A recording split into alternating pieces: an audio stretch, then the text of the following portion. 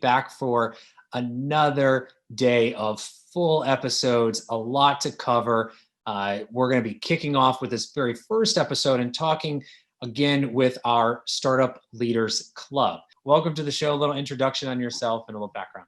Sure. Thanks, Kyle. And thanks, LA Token, for coordinating this discussion. This is great. Now that we know what a business model is, let's talk a little bit about growing and scaling that. So this is part of your core business, right? From a base layer, just kind of setting the stage, what does it really take and what does the mindset really have to be to grow and scale your business model? I always talk with founders and leaders to begin with a foundation of understanding your vision and your values.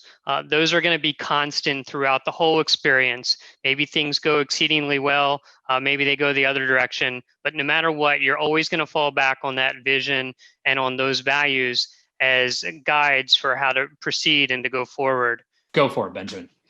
Yeah, so I think this has been a great discussion about how we take the current crisis and really look at the opportunities presented, both the opportunities to grow and also the opportunities to expand. For example, resources are going to be at an advantage now that you wouldn't have seen before. So there are a number of ways to really take advantage of this.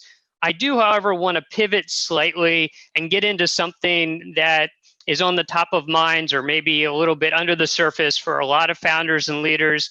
And that is this period of uncertainty and how we've all had to deal with it. Because I've seen founders, struggle with that as well. So I think we started off with this and a lot of founders went into this mode that Ben Horowitz describes as a wartime CEO.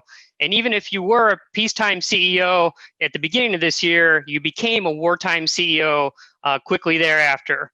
You were presented with a mortal enemy, and even though you couldn't see it per se, you knew that it was deadly at its worst and impactful at the very least. And the impact was on many different levels. And leaders are trying to deal with this. They're fighting to get their companies through this period. They're fighting just to survive. They're making really tough decisions around people they've known for years, around how to service their existing clients, how to potentially pivot their whole business and look at new markets to the dismay of their existing markets. And so in the midst of this fight, a lot of, good things are happening, but it's exhausting.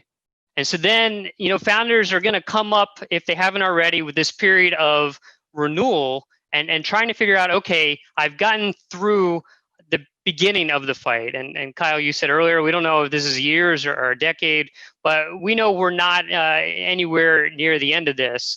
But we've gotten to a point, a lot of companies have gotten to a point where they understand they've gotten through the initial onslaught of the fight. They've made the adjustments necessary, no matter how hard they were. And now what?